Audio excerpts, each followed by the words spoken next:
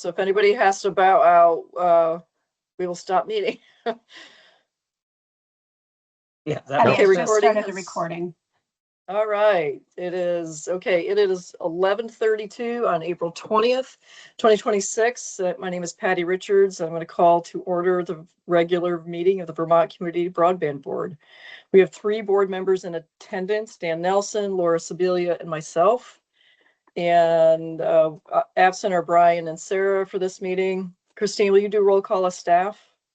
Yep, we have Ginny Raboyne, UJ Lee, Alexi Montserrat, Jose Aguayo, Christina Sweet, JB Ledoux, Tony Clitheroe, and we have Tellis Fremen here as our engineering consultant, and Gwyn as our legislative consultant.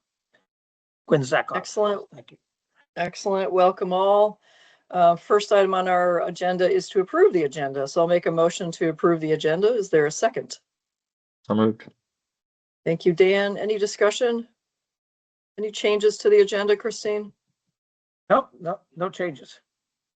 Okay.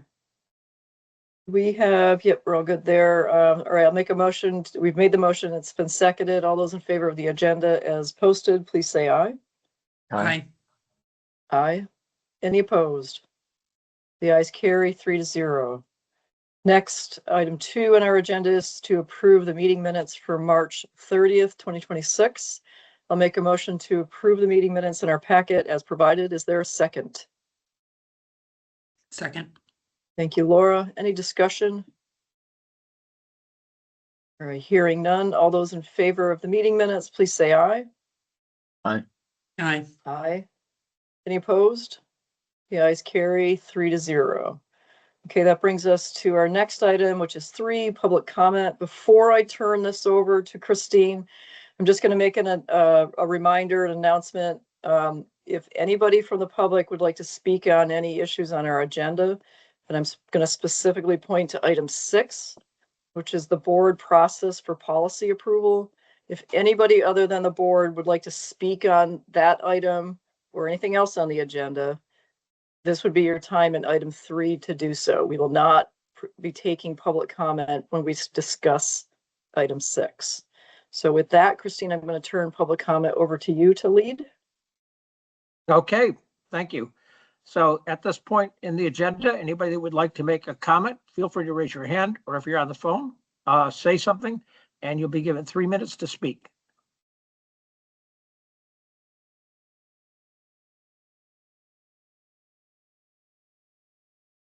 Okay, I am not seeing any hands go up.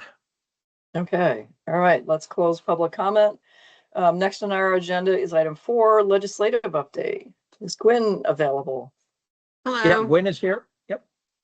Hi, can you hear me? Yes. Great. Hi, everyone. Gwyn here, giving you an update from the State House under the Golden Dome. So we are exiting week 14, heading into week 15 of the legislative session. Big picture, things are moving. We have the Senate Appropriations Committee took a straw poll on their version of the budget on Friday afternoon, which means that hopefully by the end of the week, they're going to have a budget sent, voted on by the Senate. It might bleed into early next week, but essentially we're at that point where the budget heads back to the House, and we potentially have some either amendments or a committee of conference put forth on that. That's always the strong signal towards the end of session that things are wrapping up. We also see the transportation bill and the capital adjustments bills moving as well. So they were hoping to get out by mid-May, depending on how things work with the education reform work. It may bleed into the end of May or potentially even early June. But the things that will be holding up adjournment won't be the budget, which normally it would be. It sounds like this year it might be the ed reform stuff. So that's sort of big picture. And in terms of VCBB specific stuff, budget as well, things are looking good with the budget. No changes there.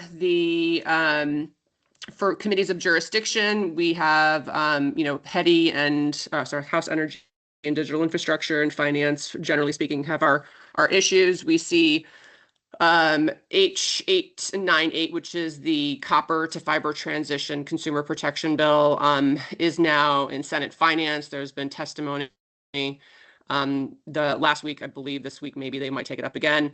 But that's moving along. And that again is the consumer protections for telecom carriers when they transition over from copper to fiber-based services.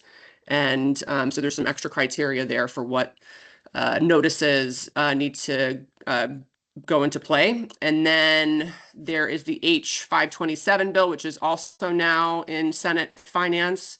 And that's the sunset of the 30 VSA 248A processes. And that would be looking to extend the sunset and push that because it's supposed to sunset this year, but they're trying to push that back again. They do this every 2-3 years or so. And so that is also on the agenda for finance. I don't believe it's on their agenda for this week, but we anticipate that to move forward as well. This is a pretty common bill you'll see every 3 years or so in the legislature.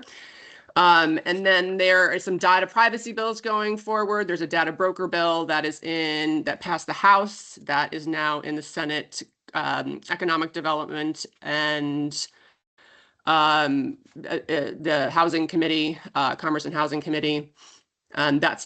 There was testimony last week. There'll be testimony this week on that. And then there's 2 pending bills, or one that is still active, which is S71, that deals with consumer data as well.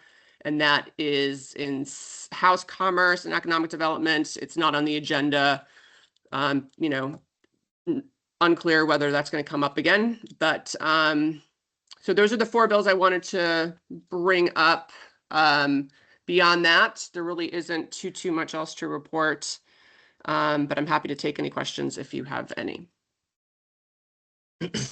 Okay, Laura, you're on the floor. Yeah. Thanks, Patty. I actually would like, I think it would be good for the board and Gwen and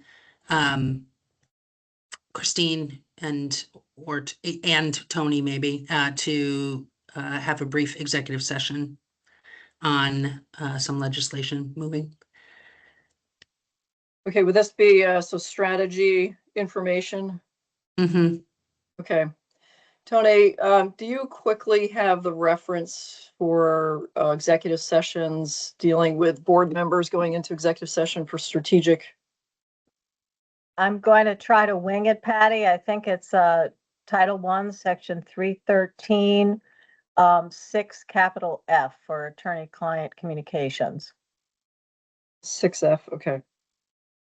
All right, I'll make a motion that we move into executive session to discuss attorney-client privilege information and strategic issues relative to legislative intent per 1 VSA Section 313 6F. Is there a second? Second. Thank you, Laura. Any discussion? So we'll have the folks that Laura referenced come in. Christine, anybody else that you're thinking of that should come in besides board members? Ginny is as well for documentation purposes, if that's okay. She's moving us all around. Okay, with Ginny, typically for executive session, we don't take minutes. Right. Oh, okay. All right. That's right.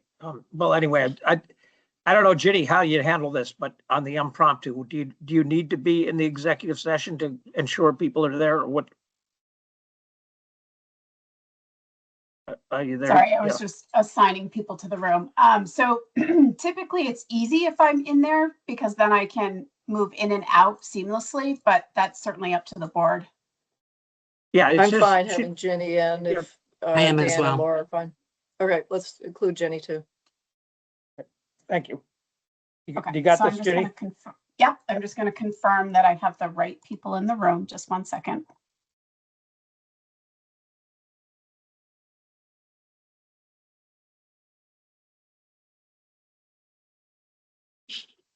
Okay, if you're ready, I'll go ahead and open the room.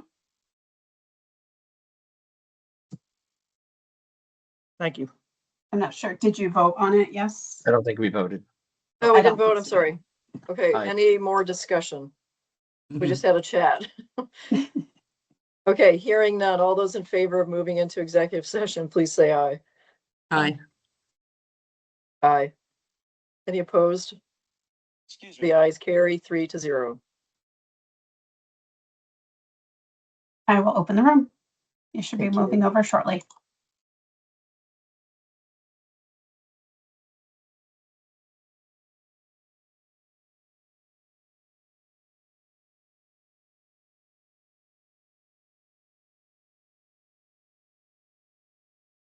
Oh, how exciting. Oh, nope, I haven't moved over. So Laura, I preemptively sent you the phone number to call in to join. I texted Just it to you. mute here.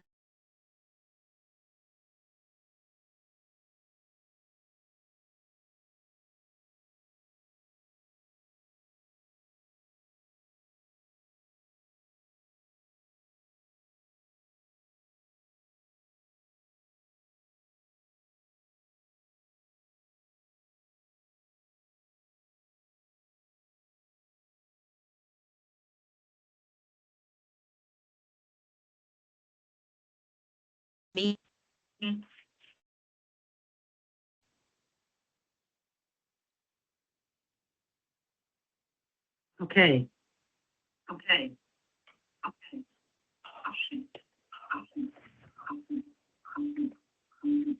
Laura, you're still in public.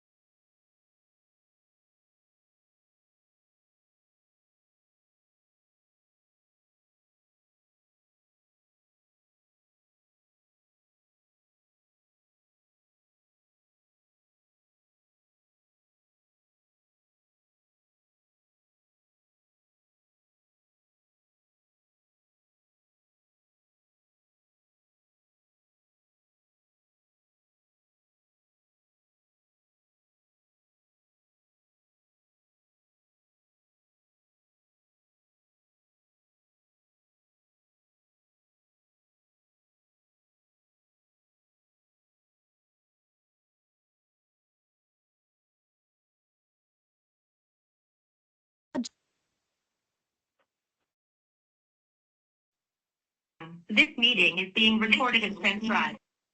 Hi, Laura. You're in public session right now. I will move you over.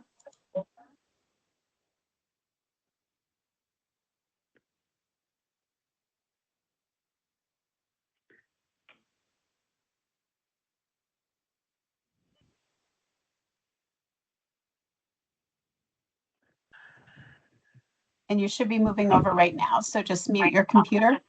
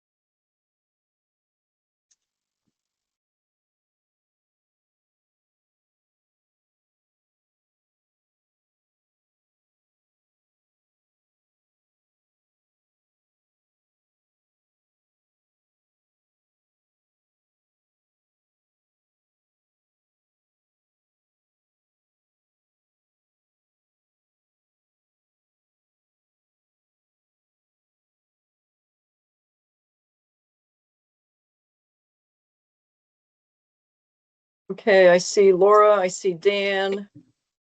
Christine, did you transition over? Yep, I'm here. Excellent. All right, so we are back in public session.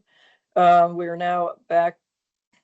We've exited public session where we discussed some legislative content. There's no action taken in executive session, and there's no action to report in public session. So let's now move on to item 5, which is our Vikuda update. It's Rob Vitsky online. I am. Good morning. Excellent. Good. I guess it's afternoon now. Good to see you all. 2 quick updates today. One was just some ongoing interest from the CUDs in seeing the grant agreements for the long drop program that was approved on October 13th. Construction season is upon us, and some CUDs have actually started construction at their own risk, but they are eager to get those grant agreements in place and to get the grant agreements in place for those who haven't started so that they can get their work underway with the ARPA deadlines fast approaching. The second one was just a general comment on the policy on policies and working with you all going forward. There's been a lot of discussion among the CUDs about kind of the necessity of this and the changes in the open meeting laws that have required it. We want it to be clear, we do not object to having policy discussions in public session. And the CUDs feel that these are complicated issues that have benefited from robust discussions. They're policy discussions, they're not detailed business plan discussions. And, you know, there probably is some benefit to, even if it's sometimes messy, having a broad public discussion in public setting about some of these policies. So there is no objection to that. We also understand there may be, the board may prefer to have other processes, and that's really up to you. I would just say a couple comments about the policies in front of us. So the policy on policies is really so that we can get to the recoupment and transfer of ownership discussion. And Vikuda submitted comments to that on February 20th. And we look forward to that discussion coming forward. We are, pretty much in agreement with the draft of the recoupment portion of the policy that was previously published and had the 5-day period for it. But we're still not kind of in agreement about what a transfer of ownership policy should look like.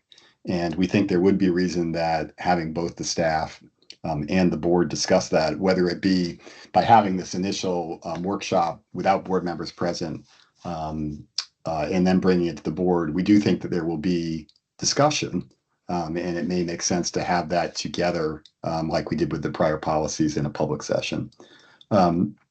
In particular, 2 things on the transfer of ownership policy. One is the statutory obligation to help CDs get to the bond market. As drafted, the initial draft was something that a number of the folks who facilitate bonds, the revenue bonds, looked at and said, you'll never get another bond if this were to go through as written. And then the other one is just, a broader recognition of the structure the legislature set up in regards to having municipal governance in addition to having the VCBB and its grant making role, and needing to recognize that transfer of ownership needs to be a multi-party discussion that includes the municipal governments as well as the VCBB board. So those are just some comments. We look forward to it. We don't object to having a public process to talk about these policies. And again, we're happy to work along with you. We do think they're complicated and that eventually the CUDs, the staff, and the board will all need to have a discussion in order to get to conclusion. Yeah, thank you, Rob. I see Laura has her hand up. You want to go, Laura? Yeah, thanks, Rob. Just a quick question. Do you have a sense of timing or sense of urgency with regard to the transfer policy? I think it's driven by your interest in getting it in place. So no. So as it stands, okay, great. Okay. It seems like a reasonable policy to have in place. So I don't think anyone objects to it, and we'll be happy to help move it quickly. But I don't think any of us see a need for it in the short term. Okay, Correct. So you're not asking for this, but you are saying seems like a reasonable policy you want, and we'd be happy to work with you, but needs some work. Got it. Yep. Okay. Okay, any more discussion? Any more items? Just Go ahead, Patty, Laura. Yep. I just want to check in where we are with that. If staff, I mean, so do we have a position on that? Are we responding to that? Have we responded to that? I see Tony's got her hand up. Yeah, go ahead, Tony. I was gonna. Sure. I was just going to say, we were going to cover this in the agenda item with respect to the policy Okay, approval process, but so you want to just wait Okay, then, or I can wait. Okay. Yep. Thank you. Sure. All set. Thanks, Patty. Okay, thank you. All right. Thank you. Thank you, Rob. Okay, let's now move on to item 6, which is the board process for policy approvals. Christine, do you want to tee us up? Yeah, this is you've got the proposal in the packet. We presented it at the last board meeting, but we had put it in the confidential packet, so it's now in the public packet. And I'll have to turn it over to Tony to lead the discussion. Okay. Great. So the main item obviously now is for the board to vote on this policy approval process change, which essentially delegates the initial drafting of the policies to staff at the VCBB. And in connection with that, I'll just mention, for instance, the recruitment and transfer of ownership policy is coming right up, and we already have scheduled a couple of meetings with the CUDs and other stakeholders. I believe April 30th and May 4th, we have workshops scheduled. So we're hopeful that we're going to be able to get that draft to the board next meeting. Right. Tony, did you receive any feedback on the board process for policy approval, the piece that's in our packet? No. Okay. No, I think it's good to go for a vote. Okay, great. And certainly we provided a public comment opportunity, and nobody spoke up there as well. Okay, that's just helpful. Is there anything else to update on the recoupment or consumer protection policy?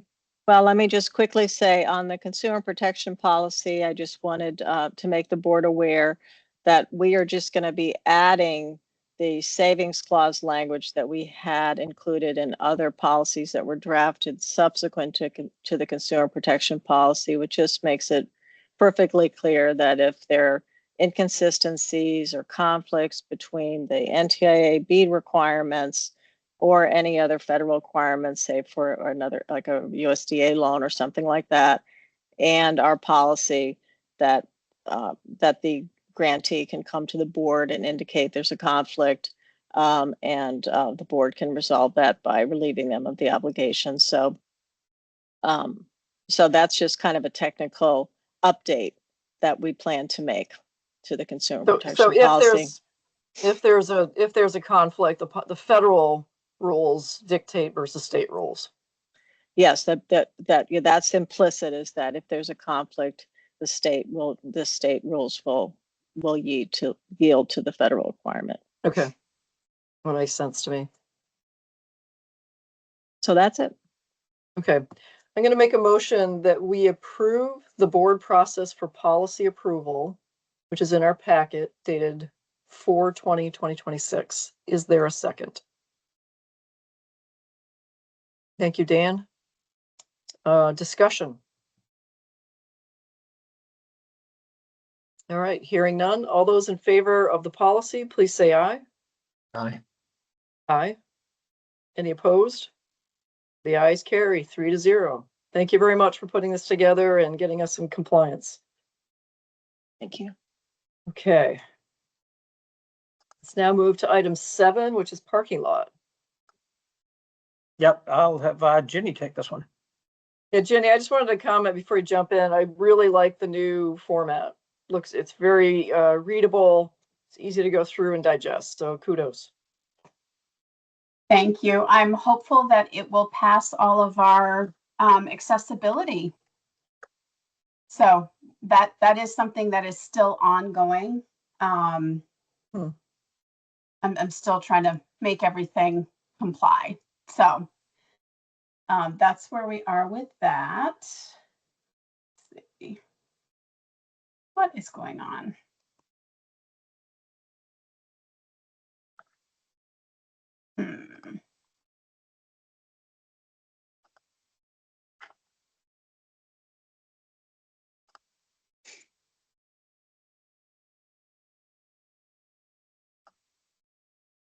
Jenny, are you going to walk through any specific items in the parking lot? Well, I was working on it, but my computer is having a problem. So Okay. if you don't mind, I will just let you know. I'll just read through without showing the actual presentation, if that's okay. Okay, we have it in our packet too. Yep, and it is on the website. Okay. So what I'm looking at right now is the parking lot items that are in progress. So item 168 will be addressed in a future board meeting. 167 will be resolved with today's meeting. Item 162 will have updates via the weekly, and item 161 will be resolved with the next budget update, which is scheduled in May for the May board meeting. And item 149 continues to be ongoing. Okay. Item 146 will be resolved as part of the budget presentation in May, as well as, let's see, 145, as reported last month, staff awaits direction from NEKCV and will continue to follow up. Item 121, 114, and 40 all continue to be in progress as well. And parking lot item completed is 130 was marked complete, as this is now being addressed in the legislature through H898. This is the copper retirement bill that includes language educating consumers on the power backup. And that is it for the update for today. If you have any questions, feel free to reach out. Excellent. Thank you, Jenny. Any questions of Jenny? All right, hearing none. And again, I really like the new format. It's very easy to read and well done. Thank you. Okay, let's now move to, where are we? Item 8, CUD business plan. Yeah, this is we'd like to, I'll have Tony read the reasons for going to executive session, but this is confidential information regarding business plans for the CUDs and the grantees. So we would like to do this in executive session. Yeah, so this is under C9, which is the trade secret, confidential business information, competitive business information for the CUDs. That's the grounds for this executive session. Okay, I will make a motion that we move into executive session to discuss CUD business plans pursuant to 1 VSA section 317 C9, which protects confidential business information. Is there a second? Second. Thank you, Dan. Any discussion? All right, hearing none. All those in favor, please say aye. Aye. Aye. Any opposed? The ayes carry 3-0. So we'll move now to executive session. Okay, Ginny will move the, Ginny, would you like to read? Why don't I have Ginny read who's going to go into executive position? And then Sure. she'll move them. Yep, so Go this ahead, executive session will include Jose, Christine, Kay, Tony, Alyssa, myself, and our CUD partners. And I'll open the room here in just 1 second. Thank you, Ginny. And Kay is what we call Christina, so she doesn't get confused with Christine. Got it. The room is open. You should be moving over and just make sure you're not muted.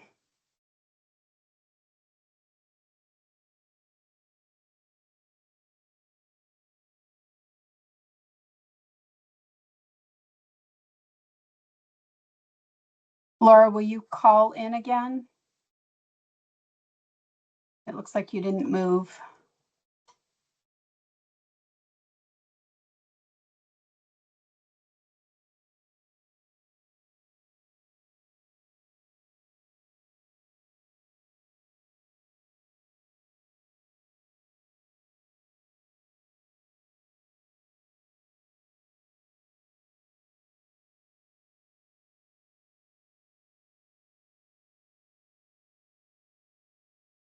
I can't hear you, Laura. I'm not muting, Ginny, so that you can move me and Okay. So you should be moving over on your phone right now, and then you'll want to mute your laptop.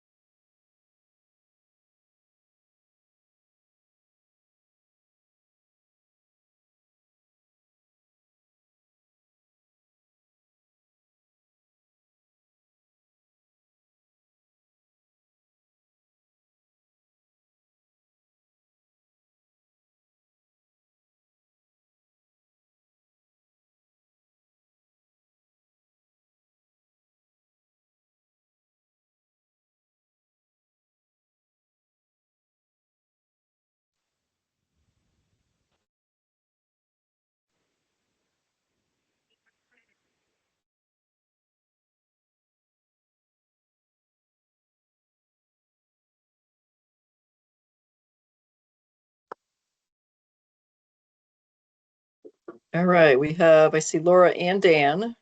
Christine, are you online? Yep, I am here. Yep. Okay. We are back in public session. There was no action taken in executive session, and there's no further action to be taken on item 8. So we will now move on to item 9 in our agenda, which is the BEAD update. Yep, Alexi will give this update. Hello. Not a whole lot today. Just wanted to sort of keep a general update process going as we go along here. So just to say that on process, we held an onboarding session for subrecipients last week, sort of an overview of the process going forward as we develop the grant agreements and the monitoring processes.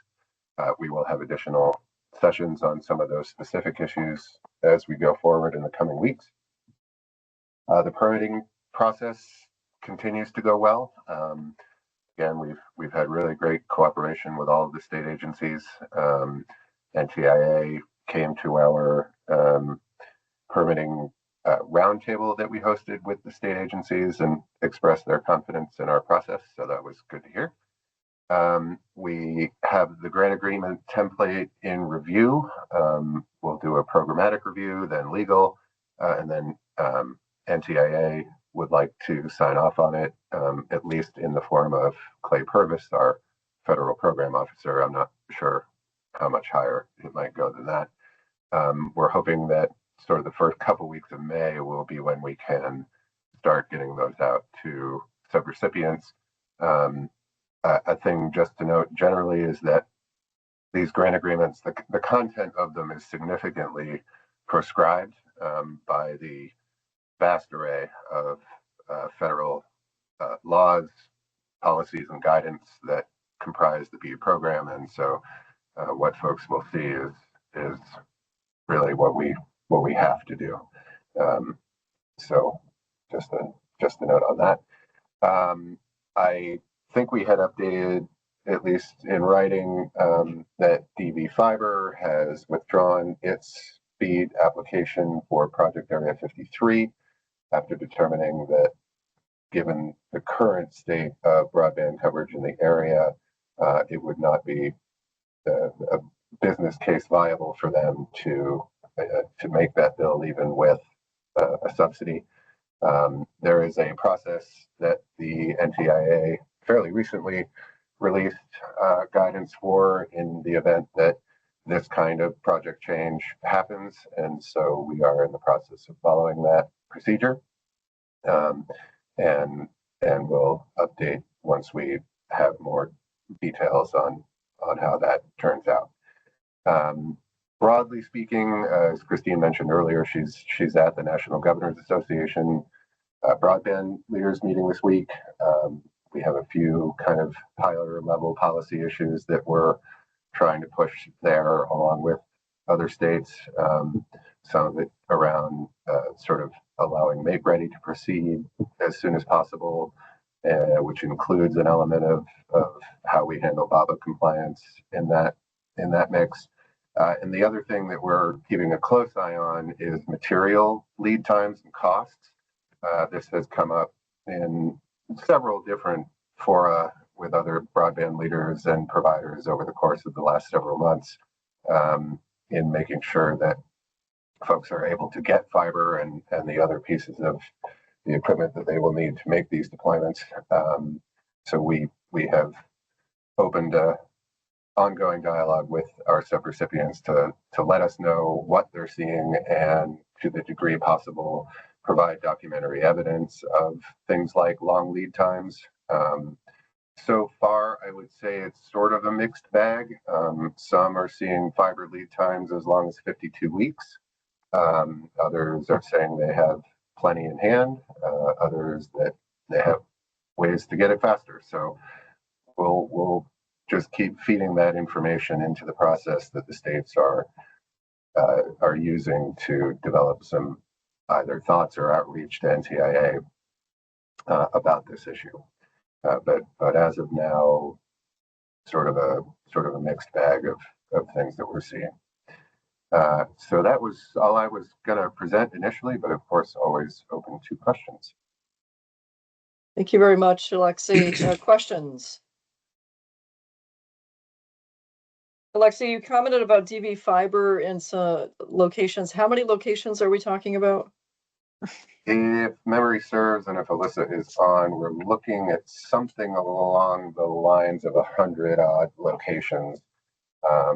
And so the question will be how we get those covered based on the process that NTIA has outlined. In theory, there would then be cost savings. I did clarify with NTIA that any resultant funds that are at that point left over as a result of a scope change like that would stay in our deployment fund budget versus, say, for example, spilling back over into our non-deployment. So they want just to hold that money in that category, and we understand there will be guidance later on how it is we're meant to use that later on, if that makes sense. Okay, so maybe I'm not connecting the dots, but help me with universal service. So if DV Fiber is not pursuing these 100 locations, how are they achieving universal service for their business plan? So that is a question I would actually push over to Christine. What I can say from a BEAD perspective is that all BEAD eligible addresses have to be accounted for, either served one way or another, or in a very rare circumstance that we determine that something is just simply too expensive to serve, that remains an option to categorize it that way. We're in the process of analyzing those BSLs, and I don't anticipate that as an issue, but it is an option that we have available to us.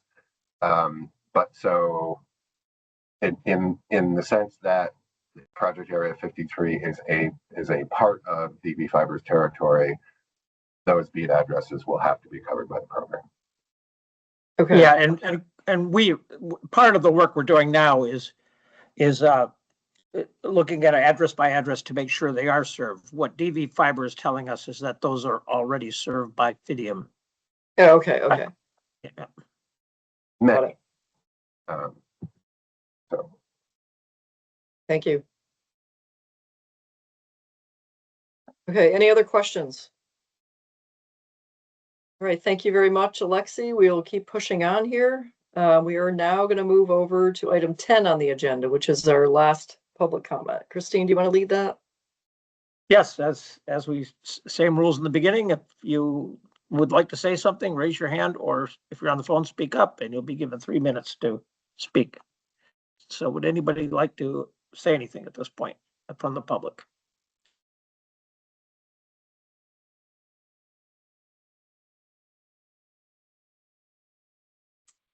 Okay, I'm not seeing anything. Okay, thank you very much, Christine. Next item 11 is just a reminder of our next meeting, which is May 18th, 2026, Monday at 11:30. The 3 board members is everybody able to make it? Dan and Laura? Okay, thumbs up. Yes. Yes, Okay. provided we're not in session, Okay, but who knows at this point.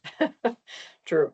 Fingers crossed. Patty, I just want to flag or maybe ask if we have any sense that we will have news on BEAD non-deployment prior to that. Yeah,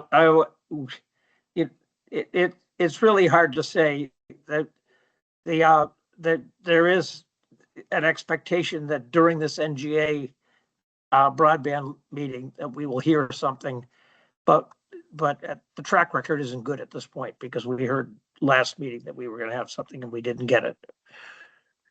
Okay, great. But you'll keep us posted, obviously. Yes, obviously. Yeah. Yep. Anything else, Laura? Okay. All right, so next meeting, May 18th, hopefully Brian and Sarah are able to make that. And that brings us to our executive session where we deal with personnel matters. So we're going to move to item 12. This will just be Laura and Dan. We'll have a brief executive session pursuant to 1 VSA section 313A33, authorizing a public body to hold an executive session to consider personnel matters. Is there a second? Thank you, Dan. How am I getting there? Can you call in? Yeah, Ginny will move you in. So Ginny, Okay. what's your guidance for Laura? So I believe there's an additional link in email. Oh, that's right. I'm Okay, sorry. great. Oh, that's right. Thank you. Right. So there's a separate link that we can click on to go into executive session. So we'll exit this. Thank you, Jenny. I totally spaced on that. No We'll worries. exit here and then we'll use that link in the event that fails. Jenny is available to help us out. So I will text Jenny if we're not able to get on. Okay. Right. Okay. And this will be Great. the end of the meeting. We won't be coming back into public session. Correct. Okay. Ginny, Correct. that email came from you, right? It did. Yes. I can, Right. if you give me just 1 second, I can try to forward it off to you again. All right. We're going to exit now. We'll see you over in the Okay. executive Great. session. Thank you. Ready? All right. Bye, everybody. Bye-bye.